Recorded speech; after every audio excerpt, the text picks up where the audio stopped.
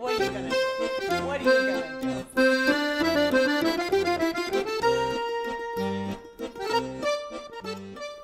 I'm Amy Ippoliti. And I'm Gina Caputo, and we're two Italian yoga teachers with answers to your questions.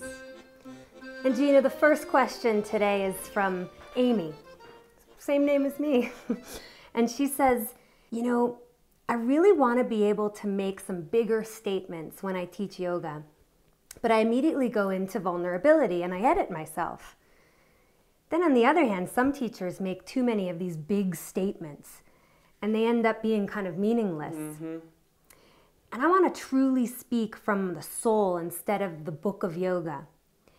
I want to speak to what's deeply personal and profound, but I'm interested in what you guys have to say, what the Yoga Minuti girls have to say.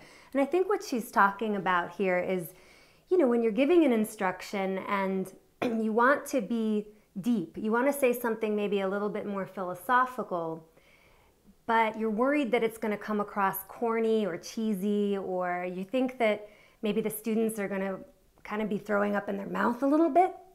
What do? And this is a big topic, and I'm sure you've been asked this question before, Gina. And, for me, you've got to be able to describe what you're talking about. If you want to use a bigger statement, for example, fold over in Uttanasana. This is what it would be cheesy. Fold over in Uttanasana and feel the soul of your freedom as you look inside. That is like, you want to run. Meaningless. Yeah, you want to run for the hills. But if you said something like, fold into Uttanasana, look inside at how you're feeling in this moment. That has some context to it. How does it feel in this moment? How are you feeling? It's got some meat and potatoes. And I'd say in that example, the shape is also conducive to that sort of introspection. So it's really got to make sense. You want to be careful not to be just saying arbitrary things that sound mystical or philosophical or special, but then the shape you're making or the asana doesn't even jive with that at all. I also think it helps if you kind of write these things down in a journaling sort of way, not in a scripting sort of way, and be honest with yourself. Break it down. Look at the words and say to yourself, does this make sense? Another thing Amy said was about wanting to be personal, and I think that's important because, as yoga teachers, what are we offering is the teachings that are through our lens of experience. So it's gonna be personal. But be careful that personal doesn't become so personal that it's divisive, Not everybody's got the same experience. When someone talks about the wings of my heart, I don't feel it. No. So you gotta also, I think, look out into the crowd and see what the effect is. So when, what did she say?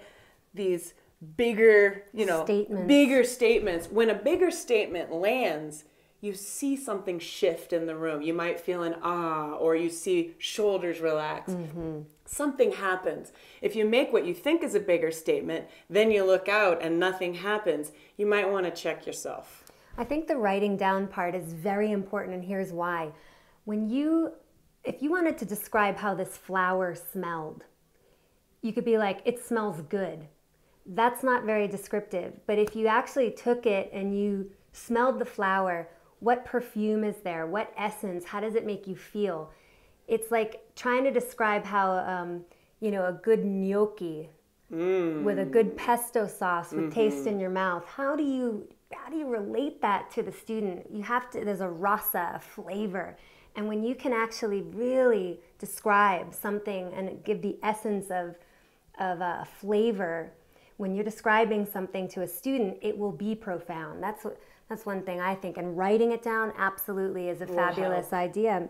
The other thing I would say is if you're not comfortable saying it, don't say it. Don't say it for the sake of saying a big statement. Right. Be comfortable, feel it. You got to feel it from inside, and you'll know it when you're in the zone, when you're like a vessel for the divine to pour through. You just know it and then you say it. But don't hold back in those moments where you're really feeling it. Otherwise, just teach a pretty technical class if you have to. Otherwise, you're going to come across cheesy. I agree. And I think it's really got to be emphasized that whatever you're saying, this bigger statement, this this philosophical impact you want to make, it's got to be delivered at the right time in the practice. It's got to make sense with the shape your body's in, because every shape has this energetic signature, and sometimes you're going to be receptive to that. When somebody's straining in Vera 3, don't bother, because they can't hear you anyway. So smart, totally. And now you had said something, Gina, when we were talking before about Corndar. Yeah. Can you expand on Corndar? Sure. This is something we have to tune as yoga teachers, your Corndar. And basically, it's your corny radar. Again, it comes from looking out into the room and seeing the impact. Certainly, if you see somebody rolling their eyes, you should probably quit that one. But it might also be worth talking to one of your peers and say, what do you think of this statement? I feel it, but I'm not sure how this might land. Putting your Corndar out and turning it on is going to tune you into when something is a little bit of a groaner, but your students might be too polite to actually groan there in class. The little hints are out there that it's happening, so you've really got to notice, pay attention. I think that's a good answer. What do you think? I hope it helped, Amy H. I really hope it helps, Amy H. We love you for bringing your questions. Send them to us at info@90monkeys.com. That's a nice. That's a nice.